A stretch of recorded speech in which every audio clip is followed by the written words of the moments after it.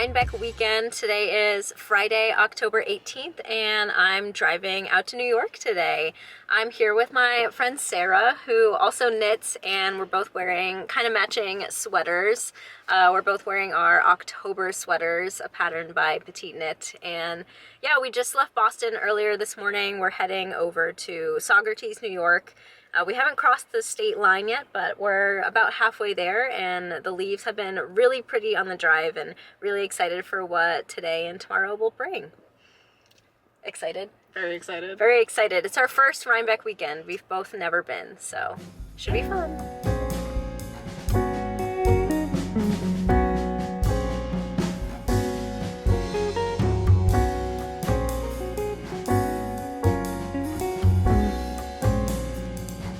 We made it!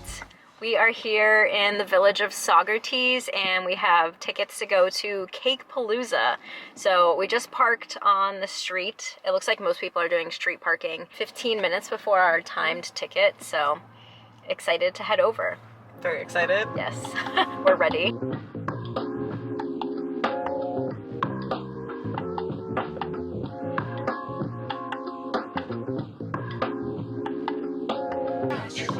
These are so cute. When you see these tiny... This is so cute.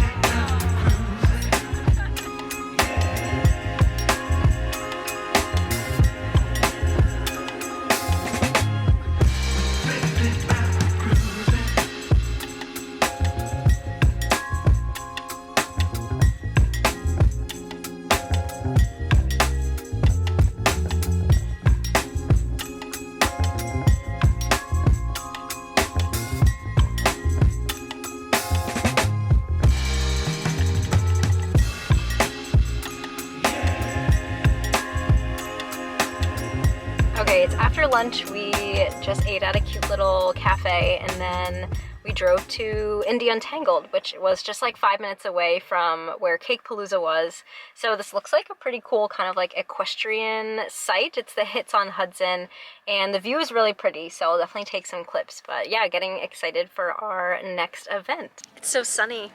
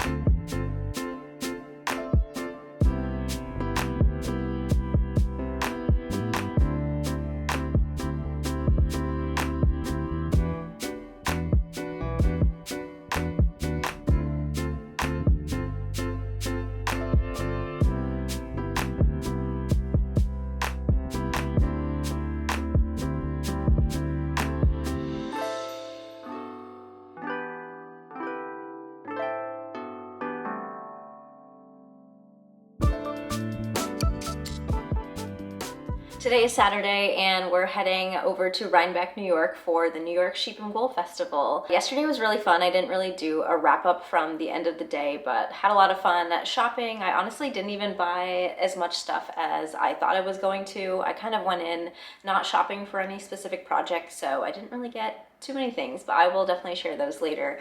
But for New York Sheep and Wool, I have a new sweater on today. This is my Oslo sweater by Petite Knit, and I knit this out of Sewek Tibet yarn, and then I held it with a strand of Knitting for Olive soft silk mohair. So it's this perfect like pumpkin-y orange fall color that I thought would just be really well suited for the Sheep and Wool Festival. And yeah, getting really excited to go. We're gonna check out of our hotel and head on over.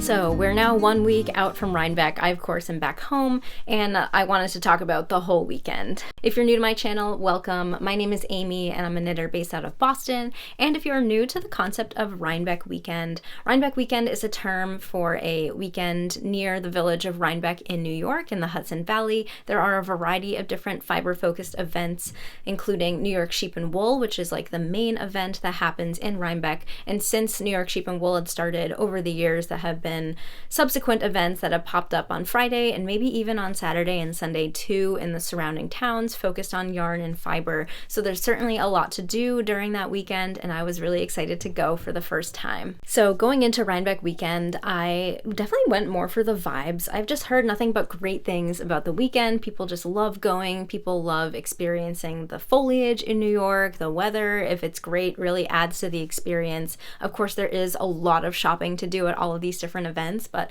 I personally didn't really go for the shopping. I feel like I'm at a point with my yarn stash and my yarn collection that I don't really want to add to it right now. I'm trying to use up some of it and didn't really have a specific shopping plan. Like, I did not have projects going in that I wanted to shop for, except for one, which I will talk about. So shopping was not my priority. My priority was community, seeing people, like the vibes, just enjoying a weekend away. I also do live in Massachusetts. I live about 3 hours away from that whole area. So for me, I knew I was going to drive. And I feel like whenever something is driving distance, it feels less at stake to like plan it out to be perfect or to make sure that you have everything set before you go. In comparison to Flock Fiber Festival, which I had flown out to Seattle to attend earlier this year, to me, because because driving is less of a monetary cost than flying, I just felt like there was less at stake to plan for Rhinebeck versus planning for Flock, where, you know, I don't know when I'm going to be able to go back to Flock, but I predict that I will be able to attend more Rhinebecks in the future as long as I'm living one state over from it. So we had started our planning in August. In fact, I think I had started planning right after I got home from Flock Fiber Festival because I had such a great time there and I was really excited for the next big event. And you'll hear me talk about Flock maybe a little bit in this video just because it's the only larger scale fiber festival that I've attended thus far. So I feel like it's the best comparison I have to Rhinebeck, but I'm not going to be comparing it for the entire video. I'll probably just mention it here and there. So for Friday's events, we had chosen to go to CakePalooza as well as Indie Untangled. Now, I found the Friday events kind of hard to find all of the options for. I only got tickets to these two events because I had heard about them from word of mouth from both friends and just people I know on social media, and I do wish that there was like one central place to find a listing of all the possible auxiliary events to attend during that weekend, just so I had a better decision-making process for what was best for my schedule and my interests. But Indie Untangled and CakePalooza have been around for a while. I've heard good reviews about them. I liked both of their vendor lists, so pick these two events to go to. Now, both of these events had timed shopping tickets. So when we had planned in August, the 10 a.m. slots for both events were the very first slots, and those were all sold out. But the noon slots were open for both events. So we got the noon ticket to CakePalooza, and because we couldn't be at Cake and Indie at the same exact time, we got the 2 o'clock ticket to Indie Untangled. Both events are in Saugerties, New York, which is a small town, and they were about 5-minute drive from each other, and maybe like a 5-minute drive to and from the downtown. So super easy driving, super easy parking. I was a little bit worried about parking. I'm one of those people that needs to know the parking situation before I arrive, but CakePalooza had plenty of street parking that was free, and Indie Untangled had a huge parking lot with parking attendants, so it was easy to park there as well. Starting with CakePalooza, I really enjoyed CakePalooza. It was the first event. We got there well before our time slot, so we did wait in a little bit of a line, but the line was really fun to see everyone there wearing their hand knits. People were handing out stitch markers and maps before our time slot started, and it was kind of in a funny location. It was in a parking lot, which did not seem like someplace you would expect a fiber festival to be. It was behind a gas station. The only way we found it was just by following the masses of people like wearing hand knits, walking in the same direction, but it was very well spaced out. When we first went in right at the beginning of our time slot, it definitely was crowded. Like the booths were definitely getting full, and there were points where I couldn't fit into a booth and had to wait outside to get back in. But that was only for maybe the first like half an hour of our time slot. Once half an hour had passed, I feel like the booths sort of cleared out, and they weren't necessarily empty, but it definitely was a much simpler shopping experience with a lot of elbow room if you just waited like half an hour after the beginning of the time slot. CakePalooza was the smallest event that we attended compared to all 3 events that we went to. They had this many vendors. I didn't count them, but this is the map, and I feel like we were able to pop in all of the tents within the first 45 minutes. Like we had gone through the whole festival, we had stopped and said hi to people, we had shopped, we had bought, my friends had bought some things, and I didn't really buy too many things, and then we looked at our watches and it was only 45 minutes had passed, and we were like, wow, that was really quick. And CakePalooza did not really have too many places to sit and hang out. They had a few benches that we were able to sit at for some points in the day, but it definitely did not have the accommodations if you wanted to sit and knit for a long time or maybe set up a table with food with friends. They only had one food vendor, which was a cupcake vendor. At CakePalooza, I did pick up this Tuft Woolens body balm. They had such a fun booth with all of their different scents out. Tuft Woolens focuses on lanolin-rich body products like body balms, creams, chapsticks. I think they also do wool washes as well, and this is in the scent Plum Amber, which smells really good. And it reminds me of a Bath & Body Works scent that I used to have in middle school, but I can't put my finger on which one it is. But it's kind of sweet. It's very nice. I like how it's in this little mini deodorant stick format, and it's just really easy to rub on the back of my hand. It does not feel sticky at all. It definitely rubs in really quickly, and then you can easily get back to crafting if that is what you're doing at that moment. A lot of people I had spoken to picked up one of these. This was $10, so it was a little easy thing to grab. After CakePalooza, we headed to Untangled, which again was still in Saugerties, was a quick drive over. Now we had actually showed up late to our time slot. Our time slot was 2 to 4, and I think we showed up closer to 3. No one's fault but our own. I think we dilly-dallied at lunch. And because CakePalooza was finished so quickly, I think we were expecting to also be through Untangled relatively quickly, but Untangled was a lot larger than CakePalooza. They had 3 separate stalls full of vendors, and again, I don't know the actual counts of the vendors. Indy was also much larger. The venue was gorgeous. There was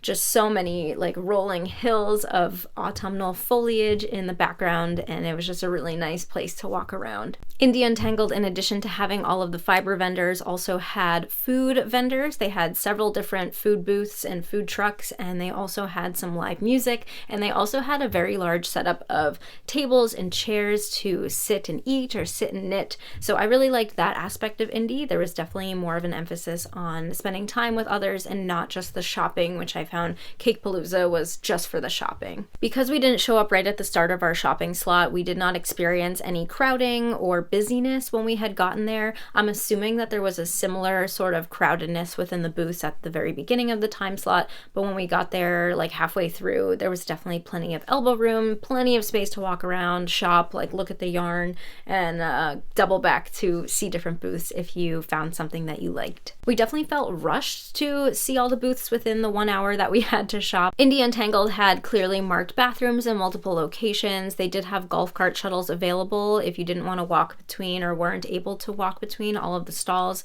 They were pretty physically far apart. Like I would say maybe like a 3 to 5 minute walk if you wanted to get from one end of the site all the way to the other end. Again, the weather was beautiful, so I really enjoyed walking around and people watching. I definitely took some time to sit at the tables and knit a little bit on my Amy sweater, so that was really fun. Although I kind of expected more people to be sitting and hanging around. I think because all of the Friday events have the ticketed time slots, it kind of didn't really emphasize a lot of community because people needed to finish shopping and go to the next event, and people that you might have wanted to see might have had tickets for different time slots. So maybe someone was at CakePalooza in the morning and then Untangled in the afternoon, but maybe you guys were swapped throughout the day, so you just never saw each other. So that was maybe something I didn't really expect. I kind of expected, like with Flock Fiber Festival, because we were all in one location for the whole entire day, like people would shop and then take a break and sit and hang out, and then they would go back to shopping, and there wasn't any like missing each other because we were all in one place. After the events in Saugerties, we then drove down to Kingston, New York, which was about like a 30-minute drive from Saugerties, and we went to Yarn Farm, which is a yarn store that also has wine and craft beer, and they also had a Ruby and Roses pop-up event. So Ruby and Roses had a pop-up booth where they had their new non-superwash base collection, and I had sort of gone into this weekend knowing that I wanted to get something from that collection. I've been really liking Ruby and Rose's colorways. They do a lot of saturated colors, which I've been really into, and it was just something that I knew I wanted to see in person and then more than likely pick up a skein or two. So I finally have some yarn to share. So this is Ruby and Rose's Rustic Rose Base, which is a 100% non-superwash merino wool. This is their fingering weight yarn, so there's 437 yards in this 100-gram skein, and this beautiful red color is called Canna. And it's just this stunning, vibrant red, something that I've been really into lately and been wanting to knit with. It's in my color palette. It's kind of trendy at the same time. And I think I'm going to make, or I know I'm going to make, a muscle burra out of this, which will just be a really fun pop of color beanie to have this winter. It is really soft, and I'm really excited to get this on my needles.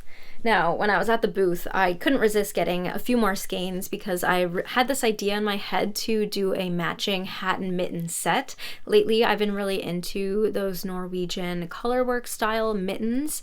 I do follow Woozy by Celine, and if you follow her channel, she has shown off these beautiful songbird colorwork mittens, and I might make that pattern. I might do a different pattern, but I've just felt really inspired by those style of mittens, and so I picked up the same skein of the red in the fingering weight, and then I also got this fresh linen color, which it might be undyed, I don't know, or it might be dyed so it's a little bit less yellow than what the natural base is, but I just think it will make a beautiful set of red and white color work mittens to go with a red beanie. So that's what I bought on Friday. Really excited to use that yarn. It was really nice to meet Addie from Ruby and Roses. I did also on Friday get to meet Kim and Jonna from the Knit Together podcast. They gave me a little enamel pin and sticker, so it was really nice to meet you guys.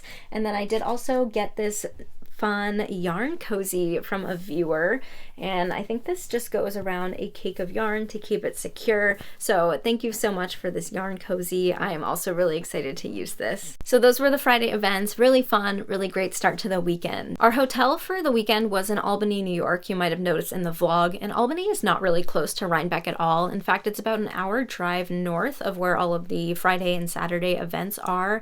Now, when we were booking accommodations, we found that the prices for both hotels and Airbnbs closer to Rhinebeck and closer to Kingston were just a little bit like out of our price range. We didn't want to spend a ton of money on accommodations. So Albany, I mean, it's the capital of New York. I also went to school near Albany, so I'm familiar with the area, and they just have a much higher amount of hotels and Airbnbs. The cost was a lot lower, supply and demand sort of thing. So I didn't mind doing the drive. Obviously, I would have preferred not being so far, but I think it was worth it since we were trying to prioritize budget for accommodations. Now, Saturday was New York Sheep and Wool Festival, and wow, New York Sheep and Wool Festival was crazy on Saturday.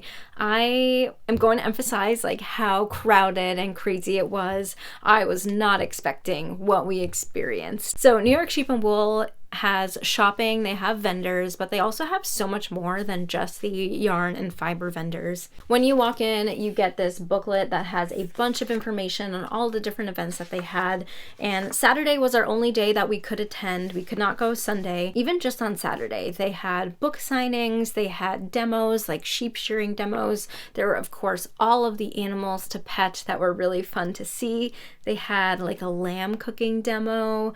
They had competitions like chopstick knitting competition, a spinning wheel contest. They had a used equipment auction. So New York Sheep and Wool definitely has shopping, but that's not the focus, unlike the Friday events where the focus is clearly shopping. So New York Sheep and Wool on Saturday was open from 9 to 5. We had intended to get there around 11. Again, we had the 1 hour drive, and we actually didn't end up walking into the doors until 11:45 because there was like 30 minutes of traffic that our GPS just didn't tell us that there was 30 minutes of traffic. Like leading up right to the festival in Rhinebeck, there was just bumper to bumper cars getting in, and then it was maybe like a 10-minute walk from the parking lot. So we definitely lost a lot of time there in the morning.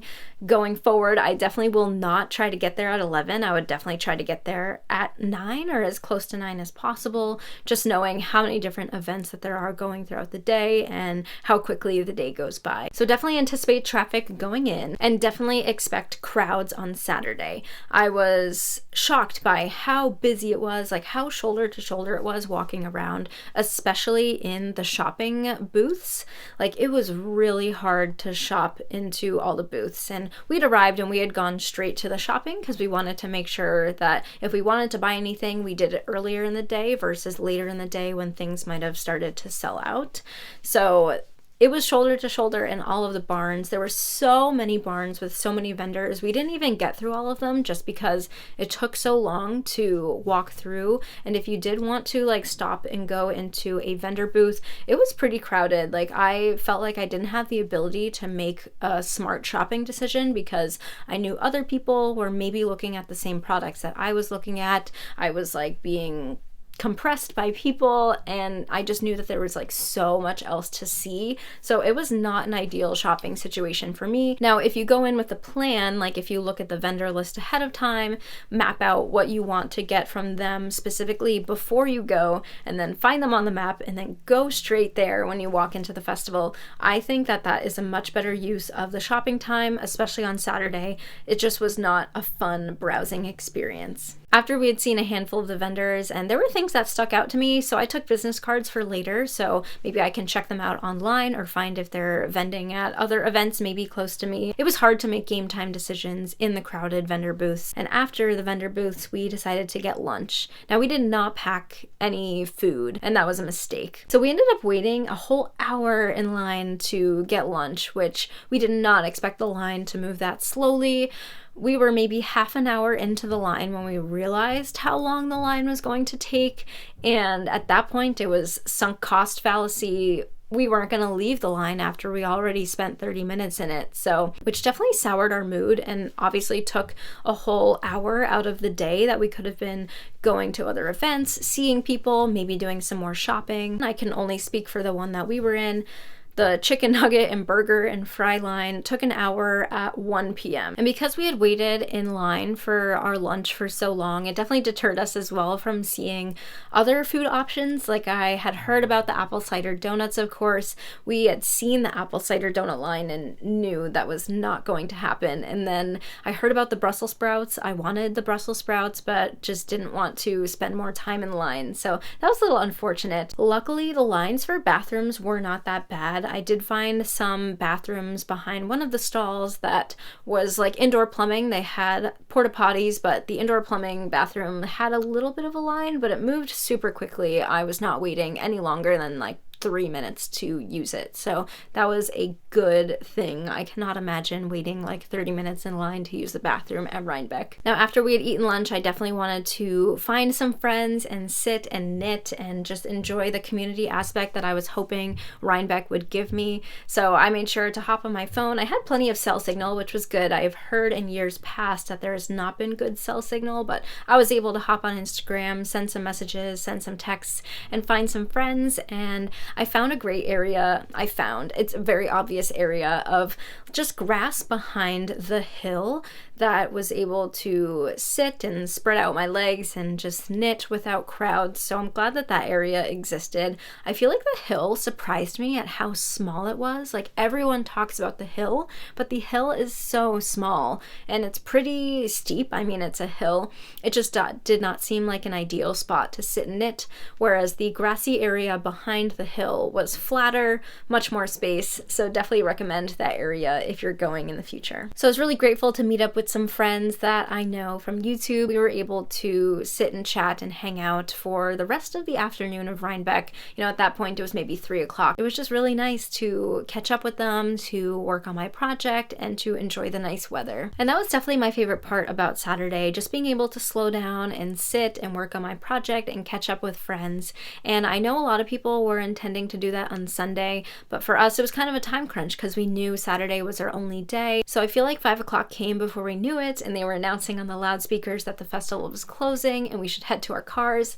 So yeah, it was really nice to catch up with people. I wish that was more of the weekend, but it seemed like it just fit into like the last 2 hours of my weekend in Rhinebeck. So we left New York Sheep and Wool right at closing at 5 p.m. on Saturday. We then sat in 45 minutes of traffic to leave the parking lot of the festival grounds, and then we made our 3-hour trek back to Boston. So it was a busy day Saturday. We were exhausted, and to say it was not entirely what I expected, I think was pretty true. There were a lot more cons than I anticipated, like the crowds, the busyness, the waiting in line, the traffic. Like, I knew this was a big event, but I don't think I really understood, or was not clearly explained to me, how big it was and how crowded it would be. And I do think the weather was a factor. Like, it was absolutely beautiful. I keep saying that, but it really was a beautiful weather weekend for all of these outdoor focused events, and knowing that last year's weather was not that great probably made more people go this year because it was just so much better in comparison. I did not buy anything at New York Sheep and Wool, just simply because I didn't really have anything I was going in to buy, and then it was just too crowded to browse and find any impulse buys. So is Rhinebeck weekend worth it based on my first experience? I mean, of course it's worth it depending on your interests and how far you have to travel for it. Starting with Friday, I think the Friday events are worth it if you are really into shopping for hand-dyed yarn, as that is the majority of vendors at those 2 two events. If you're looking strictly for community and hanging out, the two events that I attended on Friday, I don't really think were super tailored towards that interest. So if you don't have an interest in the hand-dyed yarn vendors, it might not be worth it for you to travel in for Friday. For New York Sheep and Wool Festival, which is on Saturday and Sunday, I do think it's worth it if you can go both days. I think the crowds on Saturday really made just going on Saturday not worth it. If I knew in the future I can only attend on Saturday, I would not plan on going again. New York Sheep and Wool does have a wider variety of vendors that are more focused on the sheep aspect, the wool aspect, so you will see a lot more farms, a lot more rustic yarns. If you are a spinner or into preparing fiber, they have a lot more selection. I personally am not too educated yet in spinning, and definitely not educated enough with like fleece preparation and all that to really appreciate all the different types of vendors they had in that sense at New York Sheep and Wool. But if that is something you are into, I definitely think it's worth it to go, because there seem to be such a vast amount and a vast variety of those types of vendors that I don't think is too common elsewhere. There are also a lot more fun events at New York Sheep and Wool compared to the shopping events on Friday. Like, I saw a lot of people with their families, with their young kids, because the animals are so fun and they have so many different events. Like, there was animal parade, like of sheep and alpaca, like leaping llamas sounds so fun. And things like the used equipment auction, I don't really think you can find much elsewhere. So if you are very interested in all of those different things, obviously New York Sheep and Wool is going to be your one-stop shop for those. Now, if shopping for fleeces, used equipment, spinning fiber, and more rustic wool yarns is not your interest, I don't really know if New York Sheep and Wool is completely worth it. Again, especially if you're only attending Saturday. It was just so crowded, and if you're not good with crowds, you definitely do not want to go on Saturday. I think you'll get a lot out of Rhinebeck weekend if you are able to make it an extended trip and stay a little bit longer than just Friday, Saturday, and Sunday. I had heard that people were arriving on Wednesday and Thursday and really enjoying just the small towns that were in the Rhinebeck area. There's so many cute local restaurants and local shops to explore, and if you're only going on Friday and Saturday like I did, you know, you're going to prioritize your time slots for the events, you're going to prioritize New York Sheep and Wool, and you're going to miss so many of the local offerings that I think are really great in that area. So especially if you are flying in from a far distance, I definitely recommend it to be an extended trip that is much longer than just Friday and Saturday. Now, having said all that, if you do think that you want to go to Rhinebeck in the future, I do have some tips. My number one tip is to definitely go prepared with a shopping list. These are shopping focused events. There is a lot to pick from and it can be very overwhelming.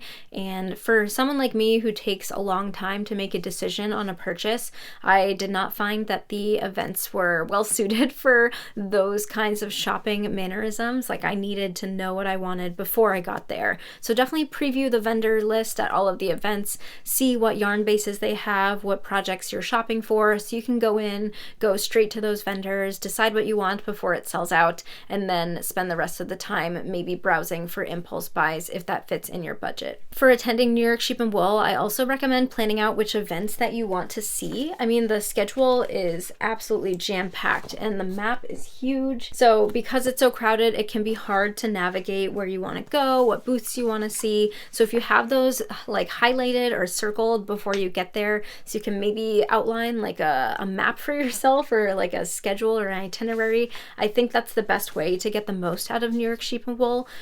As someone who attended just for the vibes were not good for just going with the flow. I wish I had a plan. I wish I had a better structured schedule. I also recommend packing food for New York Sheep and Wool because, yeah, the food lines, we talked about them enough, but I am definitely going to be packing a picnic in a cooler in my car for New York Sheep and Wool next time. Now, to wrap up the video and answer if I would go to Rhinebeck weekend again, I feel like my answer is yes, but there are so many factors that will determine if it is a yes, like for next year or the year after that.